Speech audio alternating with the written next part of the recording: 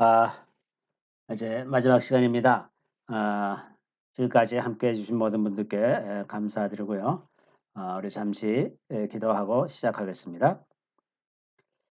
할렐루야, 우리 주님을 찬양합니다. 주님께서 이제 주님의 말씀을 향한 열망을 저희들에게 부어주셔서 지나간 40주 동안 이제 주님의 말씀을 함께 공부하며 주님께 더 가까이 갈 수 있도록 이끌어 주시니 주님 참으로 감사드리옵나이다. 이제 이 과정을 마무리하는 시간이 되었습니다. 그동안에도 지켜주신 아버지 하나님께서 이 시간에도 은혜 베풀어 주셔서 우리가 마땅히 깨달아 알아야 할 것들을 알게 하여 주시고 그것들이 우리 마음속에 깊이 새겨져서 이제 앞으로 다가올 모든 사회들을 어떻게 살아나가야 할지를 알게 하여 주시고 분별력을 가지고 살아갈 수 있는 저희들이 다 되게 하여 주시기를 우리 구주 예수 그리스도의 이름으로 감사하며 기도드리옵나이다. 아멘.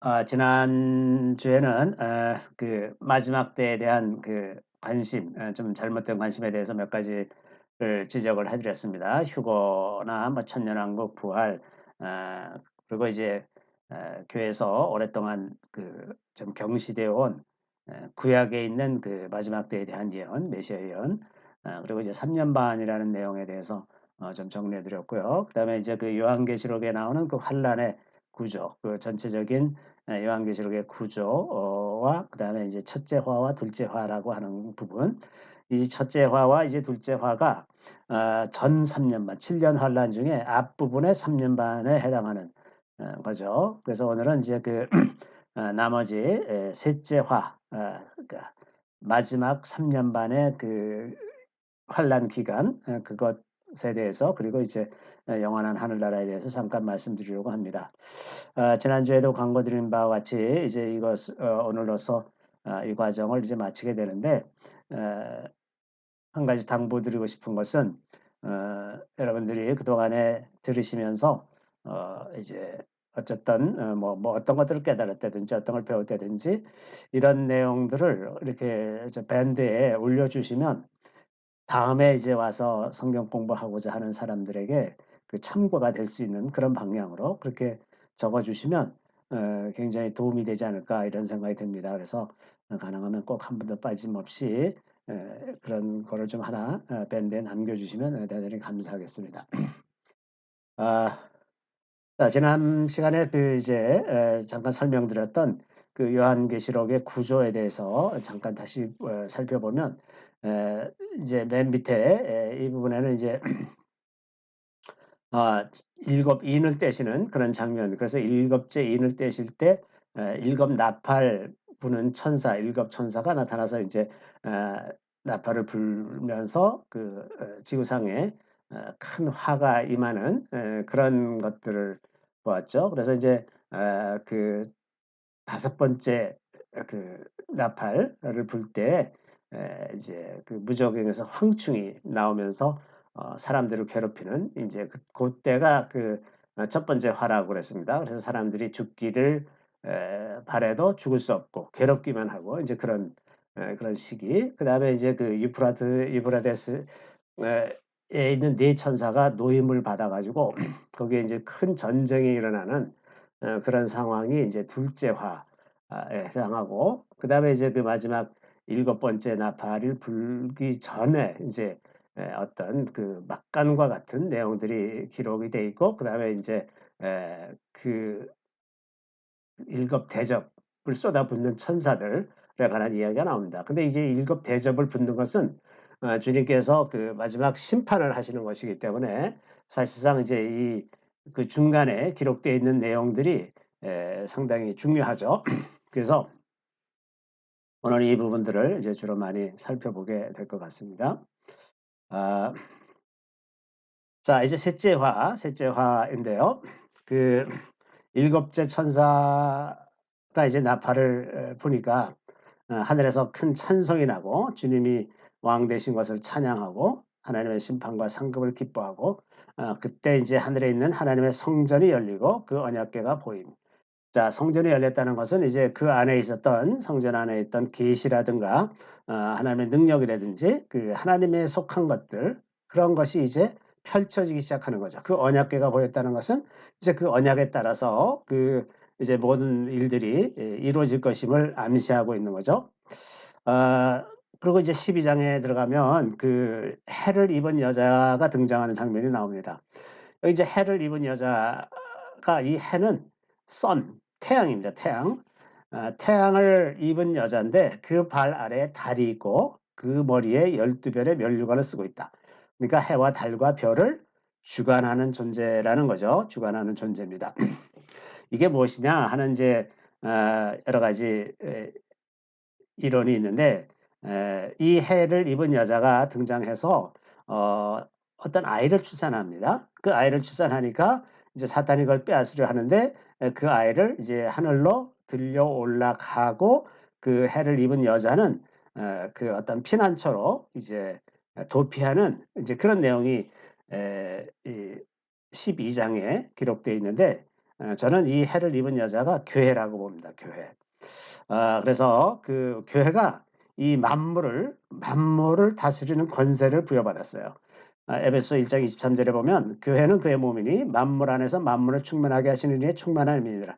그리스도로 충만해지는 교회는 그 만물에 대한 통제, 지배를 하게 되는 그런 역할을 합니다. 그래서 교회는 만물 안에서 만물을 충만하게 하시는 이에 충만합니다. 이렇게 표현이 되는 거죠. 그래서 이 지상에서 그 우리가 경험하는 그런 교회는 너무나 그 미약하고 아무것도 아닌 것 같지만 하나님께서 계획하신 그 계획 안에서 교회라는 것은 굉장히 중요하고 이 우주 만물의 실소에 대해서 권세를 가진 그런 존재라는 것을 알 수가 있습니다.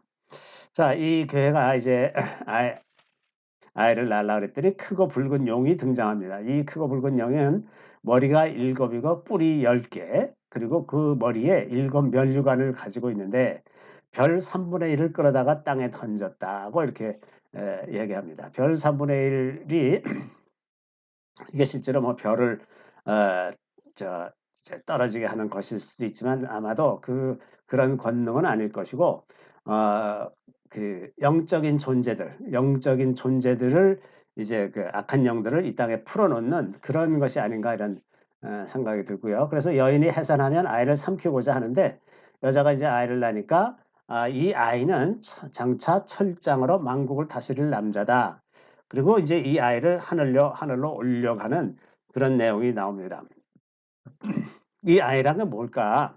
마치 이게 이제 철장으로 만국을 다스릴 남자, 그러니까 꼭 예수 같은데 예수님은 이미 다 탄생하셔서 승천하셨다가 지금 하나님 높여 계시는데 왜 이 아이를 다시 출산한다는 얘기가, 그리고 또 아이를 출산하자마자 하늘로 올려가잖아요. 그러니까 이 땅에 남아 있는 것도 아니고 참 이게 어려운데 저는 이것이 교회가 이 땅에서 해야 할 그 온전한 사명, 맨 처음부터 하나님께서 이 교회를 이 땅에 세우실 때 그 교회를 통해서 이루시고자 했던 그 모든 사명을 완수하는 어떤 것이라는 생각이 듭니다. 그것을 완수함으로써 더 이상 이제 그 권세가, 그러니까 조금 전에 그 12 해달 별에 대한 권세를 가진 그 교회로서 완성이 되는 어떤 것. 그래서 그것을 사탄이 이제 그것을 방해하려고 그것을 빼앗으려고 했는데 이제 성공적으로 이제 그게 하늘로 올려가졌다는 것이고, 그 어린아이를 낳은 여인, 이게 교회라고 한다면 이 교회가 광야에서 보호받을 것이 예비되어서 거기 가서 1260일, 3년 반을 지내게 된다는 거죠. 그러니까 이제 이렇게 그 교회로서 그 온전한 사명을 다하게 되는 그런 때에 그 교회가 이제 어떤 도피처로 가서 거기서 안전하게 보호를 받는 이제 그런 것으로 묘사하고 있는 그런 장면이라고 봅니다. 자, 그래서 그 하늘에서 이제 이 아이가 하늘로 들려 올라가고 나니까 하늘에서 전쟁이 났습니다. 드디어 교회가 이 땅에서 할 일을 다 하고 나니까 하늘에서 전쟁이 일어났는데 그 전쟁에서 그 용과 그 사자들이 하늘에서 쫓겨납니다. 미가엘이 이제 그 이제 전쟁의 천사 미가엘이 다 이제 쫓아내죠. 그러니까 그 둘째 하늘, 셋째 하나님 계신 셋째 하늘과 우리가 살고 있는 첫째 하늘 그 사이에 있던 그 둘째 하늘, 둘째 하늘에 있던 악한 영들이 다 지상으로 쫓겨나는 겁니다. 더 이상 거기에 머물 수가 없게 된 거죠. 그러니까 이제 하늘에서 큰 찬양이 있습니다. 드디어 이들이 쫓겨났다. 이제 그랬는데 아이가 그 이제 하늘로 올라가니까 그 용이 아이를 낳은 여인을 괴롭힙니다. 그래서 여인은, 그러니까 교회는 독수리 날개를 얻어서 한 때와 두 때와 반 때를 광야에서 지낸다. 좀 아까 이제 도피처에서 3년 반을 지내는 그 얘기죠. 그러니까 이제 그 다음에 용이 이제 그 복수심에서 여자의 남은 자손과 대결을 준비하여서 바닷가 모래 위에 섰다. 자, 이 여자의 남은 자손이 말하자면 교회에 이렇게 보호받는 교회에 그런 부분이 있고, 또 그렇게까지 보호받지는 못하지만 또 다른 교회 부분, 그 교회 남은 자들이 이제 그 환란의 기간 동안에 이제 살아 있다고 하는 것을 암시하고 있습니다. 그러니까 성도들이 미리 다 휴거된다거나 이런 거는 아닌 것 같아요. 자, 그러고 나니까 이제 그 바다에서 두 짐승이 등장하는 내용이 13장 1절에서 18절까지 기록되어 있는데, 이 두 짐승은 용은 이제 그 하늘에서 내려온 그 영적인 존재라고 한다면, 이 바다에서 나오는 짐승과 땅에서 나오는 짐승은 이 땅에서 이루어지는 일들에 관한 것들, 그러니까 사람들에게 있는 어떤 권세라든지 권력이라든지 이런 것들이 되는 거죠. 근데 그 바다에서 나온 짐승을 보니까 머리가 7이고 뿔이 10개, 그리고 뿔에는 10면류관이 있고 머리에는 참란된 이름이 있다. 그러니까 온갖 그 신성모독하는 그런 글들이 써 있다고 하는 거죠. 여기서 이제 머리가 7이라고 하는 것은 그 종교입니다. 종교. 7가지 종교. 하나님을 대적하는 우상 숭배하는 종교들, 종교 권력을 말하는 거죠. 그 뿌리열은 그 세속 권력을 얘기합니다. 그래서 그 종교 권력과 세속 권력이 하나로 모여 있는 상태라는 걸 알 수 있습니다. 그것이 한 짐승이에요. 한 짐승인데 머리가 7이고 뿔이 10개다 하는 거죠. 세속 권력과 종교 권력을 이제 다 하나로 가지고 있는 그런 존재라는 거죠. 자, 이것은 이제 우리가 거꾸로 돌이켜보면 지금은 그 종교들이 아직 통합되어 있지 않고 종교가 각자 자기의 독특성을 이제 주장하면서 그 별개로 그렇게 이제 종교적인 활동을 하지만, 우리가 이 요한계시록을 살펴보면서 예측할 수 있는 것은 앞으로 종교가 통합될 것이라는 겁니다. 그 통합을 위한 움직임을 이제 벌써 상당히 오래전부터 카톨릭 교회를 중심으로 많이 해오고 있어요. 카톨릭 교회가 그 지금 교황, 특히 프란시스코 이 교황이 유대교, 이슬람교, 개신교, 불교, 이제 이런 각 종교 지도자들과 자주 만나고 그러면서 이 프란시스코 교황의 특징이 뭐냐면 절대로 예수 그리스도에 대해서 얘기하지 않는다는 것이고, 절대로 예수 그리스도만 구원을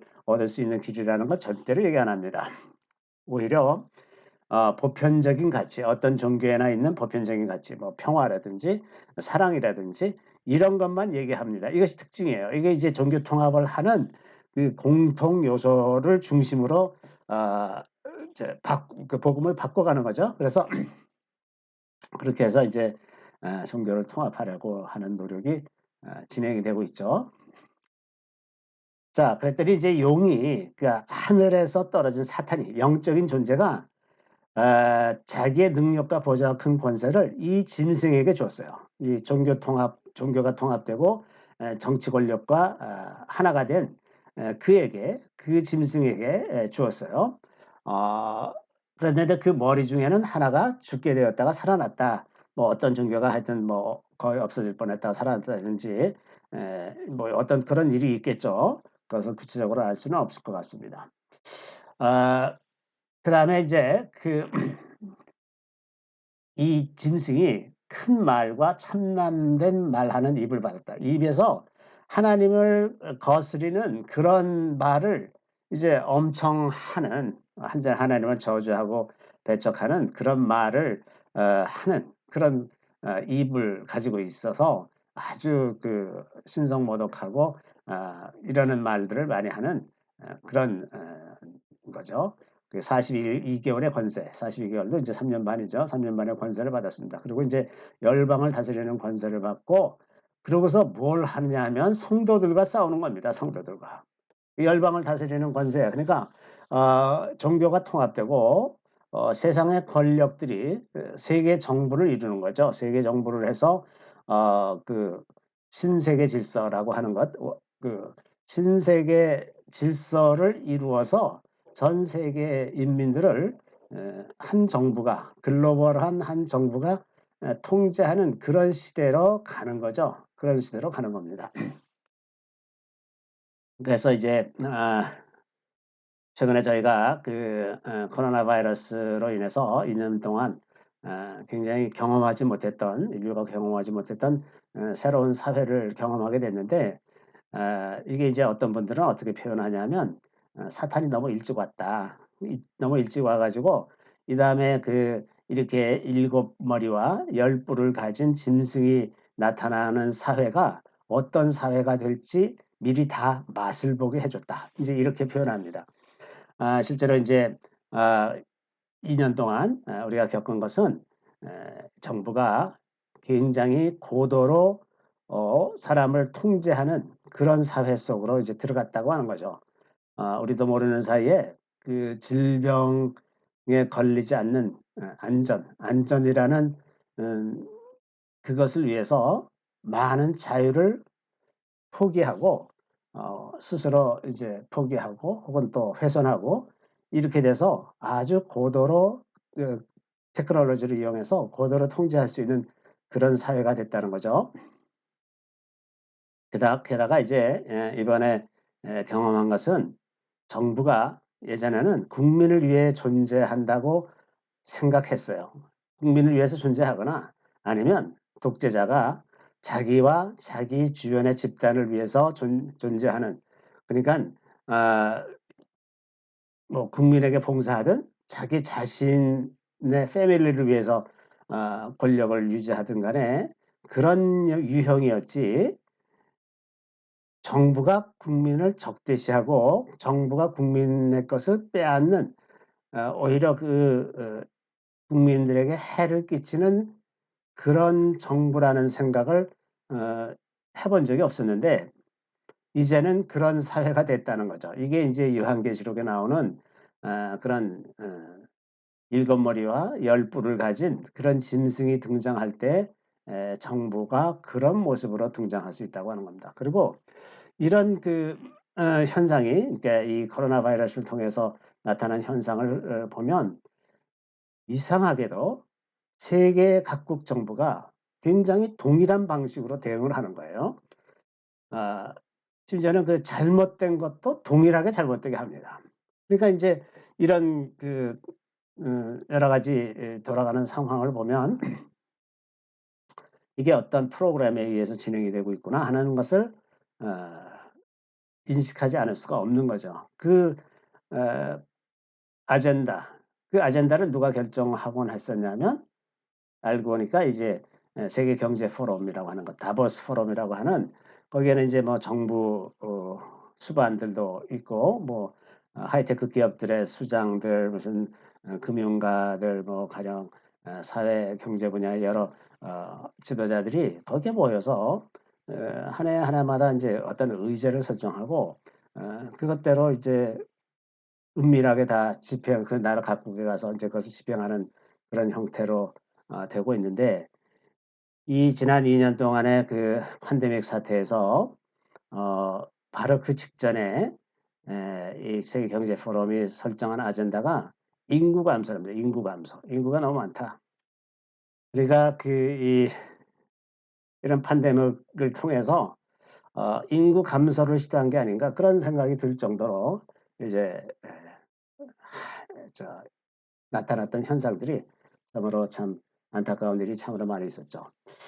어, 그리고 이제 또 하나 우리가 경험한 바는 이 공동체를 파괴하는 쪽으로 가고 있다는 거죠. 그러니까 예전에는 사람이 사람을 서로 가까이 하면서 서로 소통하고 교통하면서 사람의 사람됨이 만들어지는 겁니다. 그러니까 사람은 사람 속에서 만들어지는 거죠. 그런데 이제 이 지금 팬데믹 속에서는 사람을 자꾸 멀리 해야 되는 상황인 거예요. 그러니까 가까이 가면 뭐 병이 옮는다 이래 가지고 자꾸 멀리 하게 되니까 이것이 특히나 그 성장기 어린이들한테는 아주 치명적인 결과를 줄 것이다. 이것이 나중에 이 어린아이들이 자라난 시대에는 사람들이 서로 돕고 의지하고 소통하면서 사는 이것이 굉장히 어려울 수가 있다고 하는 거죠. 그래서 이제 그런 연장선상에서 교회 안에서 모이지 못하게 하는 것, 이것이 이제 교회의 본질이 공동체 아닙니까? 모이는 겁니다. 사람이 모여야 그게 교회로서 가치가 있는 건데 이제 온라인 예배 드리면 된다 이렇게 미혹하는데 교회가 속절없이 다 많이 넘어가서 마치 온라인으로만 모여도 교회인 것처럼 그렇게 만들어 놓는 사이에 교회 공동체성이 이제 크게 훼손이 된 이제 그런 경험을 이제 한 겁니다. 지금 이렇게 이 시대를 보내면서 이 요한계시록에 나오는 이러한 시대가 되는 데는 몇 가지만 가면 돼요. 그리고 그 기술은 다 이미 개발되어 있습니다. 그 몇 가지만 하면 되느냐 하면 첫 번째는 이제 그 666 칩이라고 하는 어떤 형태로든 사람 몸에 어떤 RFID와 같은 인식표를 집어넣어서 그 사람의 모든 것을 통제할 수 있는 그런 시스템을 갖추는 거예요. 이번에 이제 백신을 강제 접종하면서 백신 안에 이제 뭐 이상한 물질들을 집어넣더라고요. 그래핀 같은 이런 것들을 막 집어넣는데 이제 RFID도 이제 워낙 조그맣게 만들어서 주사기로 집어넣을 수 있을 만큼 작게 만들 수가 있으니까 얼마든지 이제 비슷한 방식으로 RFID를 사람 몸에 삽입할 수가 있는 거죠. 면역을 핑계로 해서 혹은 이제 그다음에 이제 안면 인식 기술은 이미 개발돼 있기 때문에 적용하기만 하면 되잖아요. 금방 적용이 되면 아주 뭐 사람 아무도 꼼짝 못하게 모든 사람들 다 통제할 수 있는 사회가 되는 것이고 마지막으로 그 화폐를 지폐와 동전 이런 그 실물 화폐를 없애고 다 디지털 화폐로 바꾸면 그러면 이제 통제 체제가 완전히 끝나는 거죠. 세계 모든 사람들을 한꺼번에 다 통제할 수 있는 시스템이 되는 겁니다. 그리고 이제 또 한 가지 그것에 장애가 되는 것이 뭐냐 하면 민족주의적인 독재자들이에요. 민족주의적인 성향의 독재자들. 그러니까 민족주의 성향의 독재자들을 다 이제 제거를 하면 됩니다. 제거.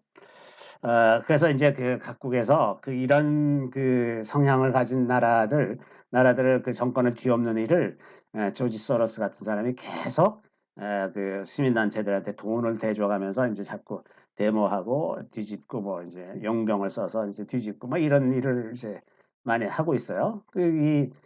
조지 소로스가 얘기하는 그 열린 사회라는 거는 국가가 해체돼서 국가의 경계가 없어지는 거, 그다음에 가정이 해체돼서 가정의 경계가 없어지는 거, 남녀의 구분이 해체돼서 남녀의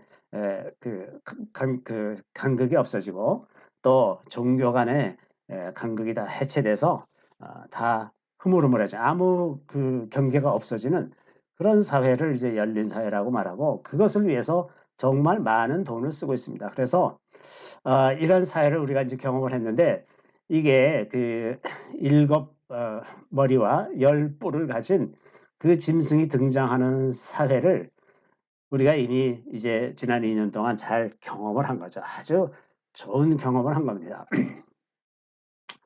자, 그래서 이 바다에서 나온 짐승이 성도들과 싸워서 이기게 되죠. 점차 많은 성도들이 이제 배도하게 되는 상황이 될 겁니다. 그래서 어린 양의 생명책에 농명되지 못한 모든 이들이 짐승을 경배하게 되는 겁니다.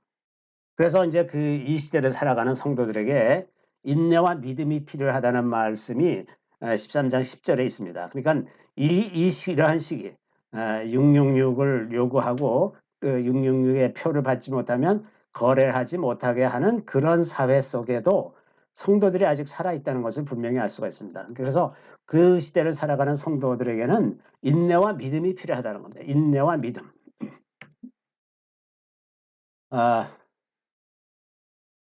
그리고 이제 두 번째로 이제 땅에서 나오는 짐승이 있는데, 그 어린 양 같은 두 뿔을 가졌다 그랬어요. 이 어린 양 같은 두 뿔, 그리고 이제 용처럼 그러니까 영적인 존재로 말하는 거예요. 이 어린 양 같은 두 뿔이 아마도 이게 특정한 적그리스도라고 생각이 듭니다. 그러니까 어린 양 이제 예수 그리스도니까 어린 양 같아요. 이게 겉보기에 어린 양 같고, 그 용처럼 말하니까 그 영적인 존재의 그 악한 영의 두 우두머리 사탄이 자기가 가진 권세를 주었기 때문에 그 영적인 차원에서 말하고 어떤 이적을 행하고 이러는 것이 대단한 거죠. 대단한 이적을 행하는 겁니다. 그래서 큰 이적을 행하고, 그러니까 사람들이 미혹이 돼가지고 저 사람이 이제 메시아로구나, 저 사람이 예수로구나, 이렇게 생각할 수 있는 그런 수준으로 큰 이적을 행하는 거예요. 심지어 이제 불이 하늘에서 땅에 떨어지는 그런 일도 한다는 거예요. 그리고 더 놀라운 것은 우상에게 생기를 주어 말하게 한다. 우상이 말을 하고 또 짐승에게 경배하지 않는 자는 다 죽이는 이런 상황이 되는 거죠. 사실은 뭐 우상에 생기를 주어 말하게 하는 것, 이것도 거의 다 된 것 같아요. 이게 이제 인공지능 기술이 워낙 발달해서 전혀 어색하지 않게 해서 거의 사람처럼 말할 수 있는 그런 수준이 이제 돼가고 있기 때문에 이런 상황이 되는 겁니다. 땅에서 나온 짐승이 이제 이런 일을 하는 거예요. 그리고 이제 모든 사람이 짐승의 표를 받게 해서 표가 없으면 매매할 수 없는 그런 상태가 되는 거죠. 그래서 이런 상황을 우리가 이제 미리 알았으니까 만약에 이제 이런 마지막 때 그 큰 환란을 통과해야 되는 상황에 있는 사람들이라면 그 사람들이 모여서 그 몰몰교환하면서 살면 되는 거죠. 3년 반이니까 그런 생각을 좀 하고 미리 좀 준비하는 것이 필요하지 않을까. 이제 그때가 시작되면 그 3년 반 정도는 이제 뭐 양식을 좀 비축할 수도 있으니까, 그리고 이제 푸성기나 이제 이런 것들 해서 먹고 에너지하고 의약품하고 물, 이제 이런 것이 이제 생필품이니까 그런 것들을 좀 준비하고 그러면 3년 반을 넉넉히 잘 있지 않을까 이런 생각이 듭니다. 다니엘서 이제 12장 11, 12절에 보면 이 마지막에 일어날 일들에 대해서 이렇게 묘사를 하고 있습니다. 매일 드리는 제사를 폐한다. 그러고서 멸망에 가증한 것을 세운다라고 이제 표현되어 있는데, 이게 이제 예수님도 그 마태복음 24장에서 멸망에 가증한 것이 서지 못할 것에 선 것을 보거든 너희 그 유대에 있는 사람들은 다 산으로 도망하라, 그런 말씀을 하신 적이 있는데, 그 매일 드리는 제사를 폐한다 하는 것이 이제 이 앞부분을 조금 더 보완 설명드리면 이스라엘 성전터에 이제 종교를 통합하고 거기에 성전을 세운다는 거죠. 성전을 세워서 어떤 합의에 의해서 거기서 매일 제사를 드렸었는데, 그 매일 드리는 제사 혹은 뭐 그것이 예배라도 좋고요. 제사를 3년 반은 그 약속을 지켰다가 나머지 3년 반에는 이제 그것을 안 지키기 시작한다는 거죠. 그래서 매일 드리는 제사를 폐하고 그때부터 이제 마지막 3년 반이 시작이 되는데, 그때부터 1290일을 지나서 1235일까지 이르는 사람에게는 복이 있다. 이제 이렇게 표현되어 있어요. 근데 주님이 다시 오실 때가 언제냐 보면 그 절기의 의미를 생각하면 주님이 나팔 불 때 오신다고 그랬잖아요. 나팔 불 때. 그러니까 그건 당연히 주님은 나팔절에 오십니다. 나팔절에 오시고, 그리고 언제 왕으로 취임하시냐면 초막절 때 취임하시는 거예요. 그 초막절 때 이제 그 초막으로 들어가시는 겁니다. 그러니까 주님의 거처 예루살렘 성, 그 주님이 다스리실 그곳에 초막절에 들어가시는 거죠. 그래서 이제 그것을 거꾸로 1235일을 역으로 계산해 보면 아마도 마지막 3년 반의 시작은 마지막 둘째 달, 그러니까 아부월, 그러니까 유대 달력으로 11월입니다. 11월. 그러면 우리가 쓰는 달력으로는 한 1월 정도 됩니다. 1월 정도. 그때 더불어 이제 시작이 되고 초막절에 완성이 될 거다. 제가 이런 계산을 해봤습니다. 그다음에 이제 14장으로 넘어가면 그 14장 서두에 그 어린 양과 14만 4천 명이 시온산에 등장합니다. 이제 그것은 물론 사도 요한이 영적으로 환상으로 본 것이지만 이것이 이제 앞으로 예루살렘 성에 나타날 그것을 이제 예표하고 있는 그런 환상이 아니었을까. 그래서 예수님이 재림하시고 휴거되는 14만 4천 명 그러니까 들어 올려져서 예루살렘 성으로 가는 그 사람들 그것이 이제 곧 나타날 때가 되었음을 알리는 신호가 아닌가 이런 생각이 듭니다. 그래서 이거 혹시 그러한 휴거가 있다면 요때가 아닐까 이런 생각이 듭니다. 자, 여린 양이 오실 때는 나팔절에 나팔소리와 함께 온다고 이제 성경의 여러 부분에서 이제 이야기하고 있고 언제나 이렇게 될 수밖에 없는 것이 나팔절은 한 해의 시작을 알리는 것이고 그러니까 유대 달력이 그 성서력은 그 6월절이 있는 아벌부터 시작하지만 세속력은 7월부터 시작합니다. 7월은 나팔절이 시작되는 7월이죠. 그래서 한 해의 시작이기도 하고 그리고 왕이 취임하는 때입니다. 이스라엘 왕이 죽으면 언제 취임식을 하냐면 그 다음에 나팔절에 취임식합니다. 그래서 왕이 취임하는 때이고 전쟁을 알릴 때 그때 이제 나팔을 불어서 알리거든요. 이런 것들을 이제 감안하면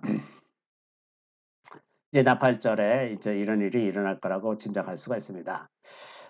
이 14만 4천 명은 어린 여자와 더불어 더럽히지 아니하고 정절이 있는 자고 어린 양을 어디든 따라가는 자, 사랑 가운데 구속함을 받아 처음 익은 열매고 거짓말이 없고 흠이 없는 자다. 이런 사람들이 이제 함께 예수님과 함께 그 시온산에 서게 될 거다 하는 얘기죠. 자, 그리고 이제 마지막 그 추수가 있습니다. 영원한 복음을 가진 천사가 등장해서 이렇게 선포를 합니다. 하나님을 두려워하며 그에게 영광을 돌리라. 큰 성 바벨론이 무너졌다. 그러니까 하나님을 대적하여 일어난 모든 인간의 그 모든 그것을 이제 바벨론이라고 표현할 수가 있죠. 큰 성 바벨론이 무너졌다. 그리고 짐승의 표를 받지 말아라. 그리고 성도들이 인내해야 된다. 그러면서 이후에는 주 안에서 죽는 자는 복이 있다. 믿음을 버리지 않고 죽는 자는 복이 있다고 하는 겁니다. 그러니까 이제는 이 마지막 3년 반을 지나는 그런 시기에는 죽음을 각오하고 사는 거죠. 그 믿음을 버리느니 그냥 죽는 게 낫겠다. 이렇게 생각하고 사는 것이 이제 마지막 큰 환란을 통과하는 자의 생각이어야 합니다. 그래서 이제 14절에서 16절에는 곡식 추수가 일어납니다. 곡식 추수는 하나님을 믿는 성도들을 대한 추수입니다. 그래서 이 큰 추수가 일어나고 이게 이제 이 추수가 일어난 다음에는 더 이상 기회가 없는 거죠. 이게 마지막이죠. 그것으로 이제 마감이 되는 거고 그 다음에 17부터 20절에는 그 포도 추수가 있는데 포도 추수는 심판을 위한 추수입니다. 그러니까 하나님을 믿지 않는 자들을 그 추수해서 포도즙 틀에 넣고 밟는 그래서 그 포도주 진액이 쫙 퍼져나가는 것처럼 그 피가 이제 퍼지는 1600 스타디온의 피가 퍼졌다 그러는데 이게 계산하면 약 296km, 약 300km 정도의 그 피가 퍼지는 정도로 그 많은 사람들이 이제 심판을 당해서 사망하는 이제 이런 거죠. 그다음에 이제 15장으로 넘어가면 그 마지막으로 그 일곱 대접의 재앙. 이거는 이제 주님께서 심판하시기 위해서 재앙을 내리시는 겁니다. 이때 그것이 준비되는 상황에서 그 추수 때, 그러니까 지금 마지막 추수 때 들려 올라간 이들이 유리 바닷가에 서서 모세의 찬양으로 찬양하고 있었다. 이제 하나님을 막 찬양합니다. 이제 하나님의 의로우신 판단이 마지막으로 나타나는 그런 때고 하나님의 증거 장막의 성전이 열리며 그러니까 어떤 계시가 풀어지거나 하나님의 능력이 나타나거나 하는 이런 장면이라고 볼 수가 있고요. 그래서 7 재앙을 가진 천사들이 등장을 합니다. 이 재앙이 마치기까지 아무도 성전에 들어갈 수가 없습니다. 성전이 임시로 이제 그 봉쇄가 되고 성전으로부터 하나님의 능력, 심판 이런 것이 이제 나오기만 하는 그런 상황이죠. 그래서 그 7 대접의 심판이 첫째 대접을 쏟으니까 땅에 이제 악하고 독한 종기가 나서 사람들이 그것으로 괴로워하고, 둘째 대접 바다 생물이 죽고, 셋째 대접에 이제 강과 물 근원에 쏟으니까 피를 마시게 되고, 그랬더니 그때 천사가 찬양하기를 선지자들의 피를 흘린 것, 이제 그 피를 마시는 것이다 너희들이. 그 다음에 넷째 대접을 해 쏟으니까 사람을 불로 태우는, 말하자면 뭐 태양이 뭐 흑점 활동이 갑자기 증가한다거나 이러면 굉장히 뜨거워지니까 지구 위에서도 얼마든지 사람이 해에 타서 죽을 수가 있습니다. 그런데도 사람들이 하나님의 이름을 회방하고 회개하지 아니한다, 이런 재앙이 내린다고 해서 하나님이 사람들이 하나님을 믿는 건 아니다 하는 겁니다. 그 다음에 다섯째 대접을 짐승의 왕좌에 썼죠. 이제 왕권이 다 무너지는 거죠. 그때 나라가 어두워지고, 그럼에도 계속해서 하나님을 회방하고 회개치 않는다. 더 이상 회개할 수가 없어요. 이제 끝났습니다. 끝났기 때문에 다 그냥 심판을 당하는 거죠. 그 다음에 여섯째 대접을 유브라데에 쏟으니까 강이 말라서 동방에서 오는 왕들의 길이 예비되고, 그 용, 짐승, 거짓 선지자들의 입에 더러운 영이 있어서 이적을 행하고 천하 임금들을 위해 전쟁을 위해 아마겟돈으로 모으더라. 이제 아마겟돈 전쟁입니다. 아마겟돈으로 모여서 예루살렘을 공격하려, 그러니까 예수님이 계신 그곳을 공격하려고 할 때 사상 최대의 지진이 나서 큰 성이 세 갈래로 갈라지고 만국의 성들이 다 무너지고 섬도 산악도 간 데가 없고, 바벨론이 진노의 포도주잔을 받아서 한 달란트짜리 큰 우박 하나가, 한 덩어리가 60kg짜리 우박이 내리는 거죠. 다 우박에 맞아 죽는 거죠. 사람들이 우박으로 인해서 하나님을 회방하고 비난하는 이런 상황이 이제 오는 겁니다. 그 다음에 이제 17장으로 가면 큰 음녀에게 심판이 내리는데, 많은 무리에 앉은 큰 음녀, 그러니까 세상 열방을 지배하고 있는 큰 음녀가 짐승을 타고 있었는데, 이것이 이제 7 머리와 10뿔을 가진 아까 그 짐승을 음녀가 타고 있었는데, 그 음녀가 이제 뭐 이런 약간의 과정이 있습니다. 뭐 전에 있다가 지금 없어진 짐승은 8장왕이고 멸망으로 들을 거다. 이거는 우리가 알 수가 없습니다. 지금은. 이제 근데 그 상황이 되었을 때는 이제 아마 저게 저거였구나 이렇게 짐작할 수가 있겠지만, 지금은 우리가 이제 알 수가 없겠죠. 열불 열왕 이제 이런 내용이 이제 거기 등장하고, 그래서 그 짐승에게 권세를 모으고서 어린 양으로 더불어 싸우죠. 이제 예수님과 한판 붙으려고 하는 겁니다. 어린 양으로 더불어 싸우나 이제 상대가 안 되는 거죠. 어린 양이 이기시고 그와 함께 있는 부르심을 입고 빼내심을 얻고 진실한 자들은 이깁니다. 주님과 함께 싸우게 되는데, 이것이 이제 구약에서 있는 개념의 그 메시아 전쟁입니다. 그러니까 악한 자들의 세력을 예수님이 오셔서 친히 싸우시는 그런 부분이 있어요. 이게 이제 마지막 때에 그런 부분이 일어나는 것이고, 그래서 그 열분과 짐승이 음녀를 미워하여 이제 망하게 하고, 저희가 따라할 짐승에게 줘서 그 짐승이 이제 계속 저항을 하는 거죠. 그때 이제 18장으로 가서 그 바벨론이 이제 패망하는 것에 관한 기록이 나옵니다. 그 천사가 이야기하기를 바벨론이 패망했다고, 이제 만국이 함께 다 무너졌다. 그러면서 4절에는 내 백성아 거기서 나와 그의 죄에 참여하지 말라.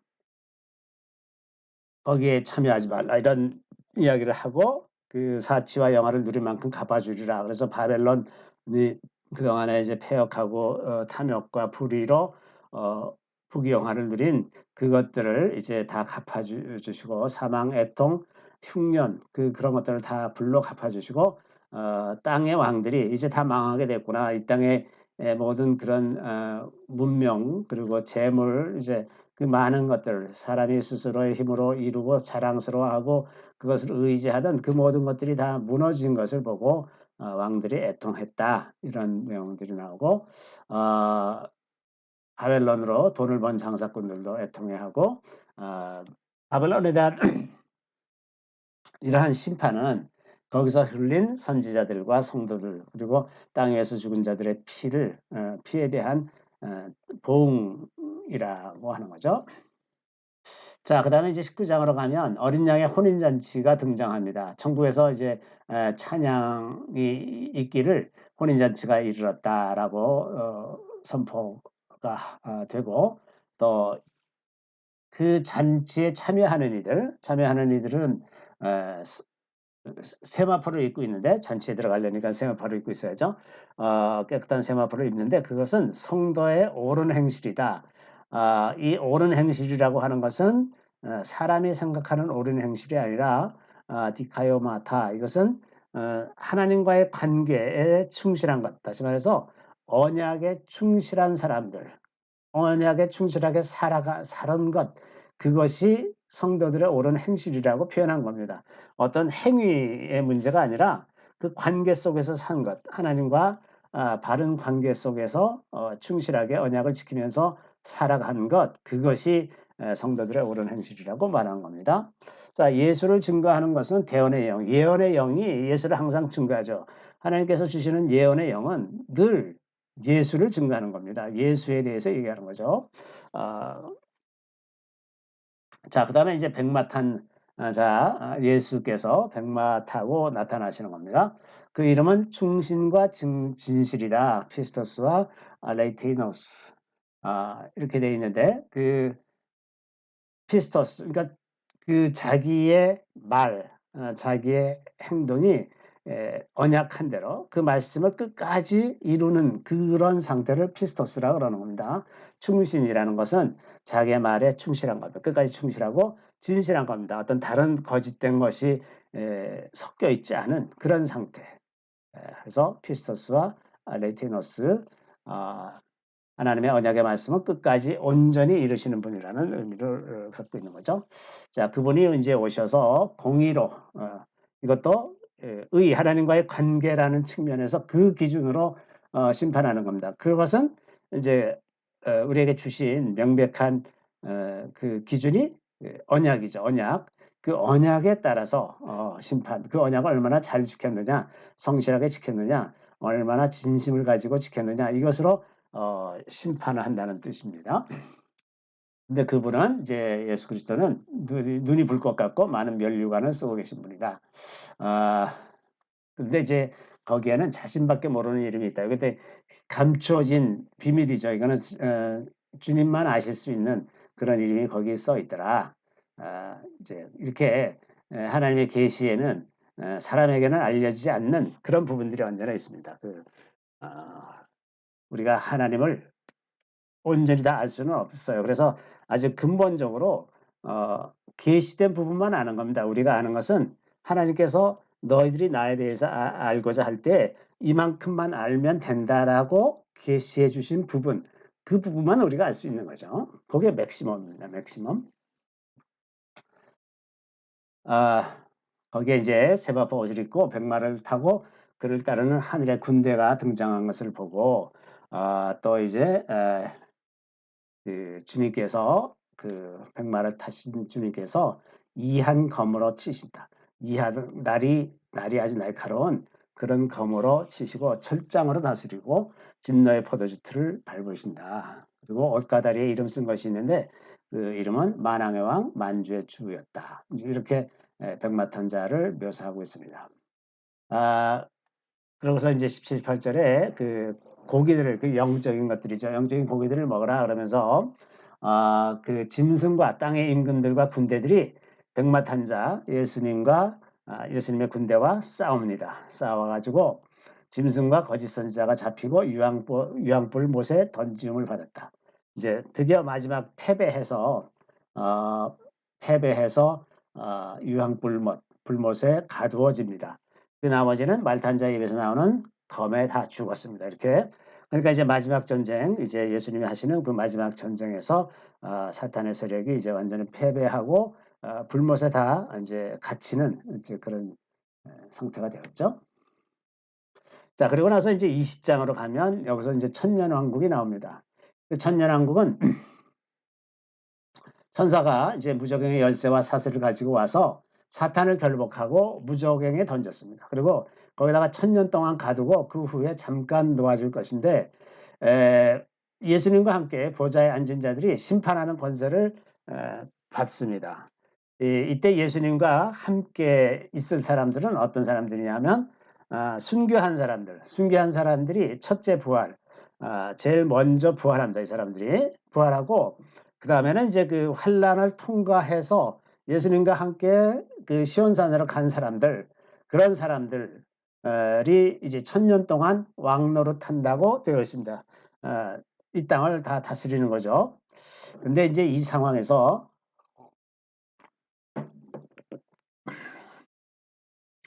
이 천년왕국의 상태에서 그러면은 그 예루살렘은 그렇다고 치고 세상의 다른 부분은 어떻게 되는 건가?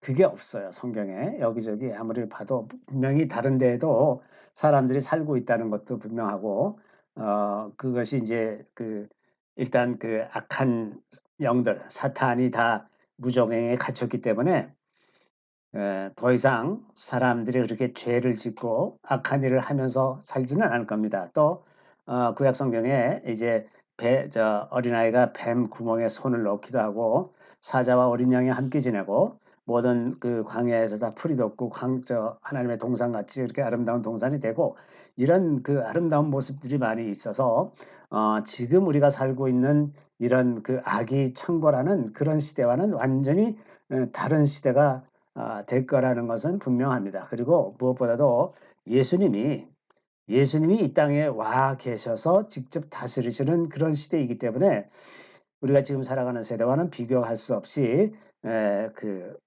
완전에 가까운 그런 사회가 될 거라고 생각을 합니다. 또 에스겔서에 보면 해마다 이제 와서 그 초막절에 예루살렘으로 와서 거기서 하나님께 제사 드리도록 그렇게 요구하는 그런 내용도 있고 그런 거 보면 분명히 이제 예루살렘 성 밖에 다른 지역에 사는 사람들이 살고 있고 우리 이제 예배하러 오고 이러는 시대인 것은 분명한데 그것이 구체적으로 어떤 건지 더 이상은 내용을 알 수가 없습니다. 자, 이때 그 천년왕국 그게 들어갈 때 그 부활하지 못한 그 남은 사람들, 나머지 죽은 자들은 1000년 동안 살지 못합니다. 그래서 천년왕국이 끝난 다음에 마지막 백보자 심판을 하실 때 그때 부활해서 하나님 앞에서 심판을 당하는 거죠. 그래서 이제 첫째 부활, 천년왕국에 들어가는 사람들이죠. 첫째 부활에 참여하는 자들은 복이 있고 거룩한 사람들이다. 둘째 사망이 이제 권세가 없다. 더 이상 이 사람들은 이제 완전히 영원히 주님과 살 사람들이기 때문에 그리스도의 제사장이 되어서 1000년 동안 그리스도로 더불어 왕노릇하게 될 것이다. 그러니까 뭔가를 왕노릇하려면 다스림을 받는 이들도 있을 것 아닙니까? 그런 사람들도 있다는 것을 짐작할 수가 있고 또 다른 피조물 무슨 뭐 동식물이나 무슨 나무라든지 자연 이런 것들도 다 이런 다스림의 대상이 되는 거죠. 그 다음에 이제 1000년이 찬 후에 사탄이 잠깐 노여납니다.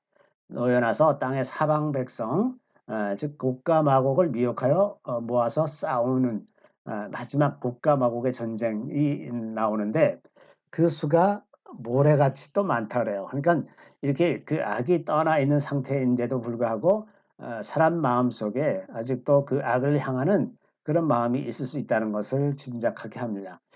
에스겔 38, 39장에 이제 그 곡과 마곡에 대해서 이야기하는 부분이 있는데, 여기 이제 그 메섹과 두발 왕이 이렇게 다 이렇게 모아서 이제 이스라엘 향해서 쳐들어오는 그런 내용들이 이제 쭉 있습니다. 거기 이제 바사는 페르시아고, 구스는 이티오피아고, 붓은 지금 리비아, 그리고 이제 고멜은 흑해 북방 이런 쪽에 사는 사람들인데 그 도갈마도 터키 주변 이 사람들입니다. 이 사람들이 이제 이스라엘 침공한다고 돼 있어요. 근데 요즘에 이제 우크라이나 전쟁을 하고 있는데 서구 사회가 특히나 이제 앵글로색슨 미국과 영국이 이 러시아를 이제 엄청 이유도 없이 미워하는 그런 아주 그 희미한 약간의 어떤 배경은 뭐가 있냐면 많은 그 서구 교회가 고가 마곡이 러시아라고 믿고 있는 사람들이 굉장히 많아요. 그러니까 러시아는 무슨 뭐 마귀 집단인 것처럼 이렇게 생각해서 그냥 이유도 없이 자기는 한 번도 전쟁해 본 적도 없으면서 엄청 러시아를 이제 미워하고 싫어하고 그러는데 여기 이제 그 국가마국은 아마도 그 러시아라기보다는 여기 지금 묘사되어 있는 그 터키 주변 그 주변 그리고 이제 그 아프리카 북쪽 여기 이제 이런 쪽 사람들이 연합해서 하는 것이지 러시아가 물론 뭐 참여할 수도 있고 아닐 수도 있지만 꼭 그게 러시아가 중심이 아니라는 것은 분명합니다. 그래서 아마 터키가 중심이 되는 그런 상태가 아닐까 이런 생각이 들고요. 그때 이제 상황이 이스라엘의 평안이 거하게 있는데 이 일을 통해서 하나님의 거룩함을 나타내시고자 해서 그들을 이제 불러들여서 전쟁을 하게 하는데 그때 이제 하나님께서 직접 큰 지진, 전염병, 폭우, 우박, 불, 유황 그런 걸로 이제 그들을 치셔가지고 그들이 다 하나님의 손에 이제 그 멸망당하게 되고 그러면 이제 이스라엘이 그들을 요단 동편 하몬곡에 장사하게 될 거다. 큰 수많은 시체를 거기에 장사하게 될 거고 이스라엘이 완전히 옛 땅으로 돌아오고 그들에게 성령을 부어 주신다. 이런 약속이 이제 에스겔서에 있습니다. 자, 그리고 그 천년왕국 그 마지막 국가마국의 전쟁의 끝자락에 마귀가 불과 유황못에 던져지고 짐승과 거짓 선지자, 그러니까 모든 악의 세력들이 이제 영원히 불못에 갇혀지고 그 다음에 이제 하나님께서 흰 보좌에 앉으셔서 이제 그 생명책에 기록된 대로 사람들을 다 심판하는데 이때 이제 일어나는 일이 둘째 사망, 그러니까 영원한 사망, 그러니까 영원한 불못으로 던져지거나 천국으로 가거나 이제 이것이 갈라지고 그다음에 이제 이때 그 하늘과 땅, 지금의 하늘과 땅이 간 것이 없고 새로운 하늘과 땅, 새 하늘과 새 땅이 드러나는 거죠. 새하늘과 새 땅 21장에서 22장이 이제 새하늘과 새 땅에 관한 이야기인데 처음 하늘과 처음 땅이 없어졌고 바다도 다시 있지 아니하는 새로운 이게 지금의 물질 세계와 어떻게 다른지 우리가 알 수가 없지만 새로운 세계죠. 새로운 세계가 되고 새 예루살렘이 하늘에서 내려오고 하나님의 장막이 이제 사람과 함께 있습니다. 그동안에 사람의 죄로 말미암아 하나님께서 맨 처음에 아담과 하와를 지으실 때 하나님과 함께 있게 하려고 지으셨는데 사람의 죄로 말미암아 이제 하나님과 함께 할 수 없게 되었다가 이제 다시 그 모든 죄의 근원되는 그 사탄의 세력들이 다 무적행에 갇히고 그러고 나서는 이제 완전히 온전한 사람들이 하나님과 함께 있게 되는 상황이 돼서 새 하늘과 새 땅에서 성도들이 하나님과 함께 거하는 그런 것이 이제 이루어지는 거죠. 그래서 처음과들이 다 지나가고 다시는 사망과 고통과 애통하고 고통하는 것이 없게 되었고 하나님께서 그때 이제 만물을 새롭게 하느라 선포하고 그리고 나는 저희 하나님이 되고 그는 내 아들이 되리라. 이게 이제 언약의 시작 아닙니까? 아브라함과 언약할 때도 그들의 하나님이 되고 그는 내 아들이 되리라. 이 말씀이 계속 이어져서 마침내 이게 완전하게 성취되는 장면이죠. 거기에 부족한 사람, 어떤 사람들은 거기에 부족한 사람들이냐 하면 여기 이제 두려워하는 자 있습니다. 두려워하는 것. 하나님 이외에 다른 것을 두려워하는 것은 다 우상숭배하는 것과 같습니다. 믿지 아니하는 자, 흉악, 살인, 행음, 술객, 우상숭배, 거짓말하는 것 이런 사람들은 다 둘째 사망으로 들어가고 거기에는 또 이 속된 것이나 가증한 것, 거짓말하는 자가 없다는 것. 예. 그리고 이제 개들이나 술객들, 행음자들, 살인자들, 우상숭배자들, 거짓말을 좋아하며 지어내는 자, 이런 자들은 다 이 하나님 나라 새하늘과 새 땅에 적합지 않다고 얘기하는 거죠. 개가 이제 뭐 이게 물리적인 개는 아니에요. 그러니까 영적인 개와 같은 존재들 이라는 뜻으로 이 개들을 조심하라 하는 이런 말씀들을 이제 빌립보 3장 2절 이런 것들이 있습니다. 이건 영적인 존재를 얘기하는 거죠. 자, 그리고 또 이제 계시록의 그 마지막 말씀에 이 예언의 말씀에 더하는 이들, 어떤 하나님께서 말씀하지 않은 것들을 더 첨가해서 말하는 더하는 이들은 이 새하늘과 새 땅에 적합지 않고 그들에게는 기록된 성경에 기록된 재앙을 더하실 것이다. 이렇게 말씀하시고 계시고 또 주님의 말씀에서 빼는 이들 어떤 거는 이거는 하나님의 말씀이 아니다. 이거는 안 지켜도 된다. 이러면서 다 빼는 이런 사람들도 생명나무와 거룩한 성에서 제외될 것이다. 그래서 하나님의 말씀을 이제 온전히 있는 그대로 다 받아들이고 모든 것을 다 하나님의 말씀으로 믿고 살아가는 그런 사람들이 이 영원한 하늘나라를 이제 누리게 될 것이다라는 말씀으로 이제 성경이 마무리가 되죠. 이것으로 이제 요한계시록 세 번째 시간을 마치려고 합니다. 이 새 예루살렘 성의 모습 조금 더 남았군요. 이제 하나님의 영광이 그 가운데 있고 12문의 12천사 12문의 이름은 12지파의 이름이에요. 그리고 기초 12기초에는 12사도의 이름이 있습니다. 그러니까 12지파 이게 이제 하나님께서 이스라엘의 12지파를 통해서 하나님의 언약을 이제 세상에 베푸시고 그 언약에 이방인들이 참여하는 방식으로 접붙임을 받는 방식으로 구원하시는 그것이 맨 처음부터 하나님의 계획이었어요. 그래서 천국 이제 영원한 새 하늘과 새 땅도 이 12지파의 기초에 있는 것이고 기초석은 12사도에 기초에 있는 것입니다. 12사도도 다 유대인들이고 12지파도 다 유대인들인데 거기에 이제 이방인들이 편입돼서 같이 그 복을 누리는 거죠. 근데 여기 성의 크기가 각 12,000 스타디온이라고 그랬는데 이걸 환산하면 대략 2,200km 됩니다. 그러니까 가로 세로 높이가 약 2,200km. 가령 신의주에서 부산까지 한 1,000km라 그러면 그거의 2배 정도 되는 거죠. 그리고 특이할 것이 높이가 2,200km입니다. 천국을 다녀온 사람들의 경험에 의하면 이 공간이 그러니까 이게 우리는 기껏해야 뭐 한 건물을 아무리 높게 져도 뭐 300-400m 이렇게밖에 못 짓지 않습니까? 근데 이게 2,200km예요. 엄청나게 큰 거죠, 이게. 근데 천국에서는 이 지구 중력에 의해서 땅을 딛고 사는 것이 아니기 때문에 그냥 생각만 하면 이제 공간을 이렇게 마치 떠다니는 존재 같이 막 공중이 이제 그 엄청난 것도 다 거주하는 공간처럼 되는 거죠. 그래서 뭐 농담으로 어떤 사람들이 나까지 천국 가면 천국이 좁아질 거야 이제 그러는데 천국은 어마어마하게 큽니다. 이걸로 보면 이 부피를 계산해 보면 어마어마하게 크죠. 그래서 천국에 자리 없을까 봐 걱정할 필요는 없을 것 같고요.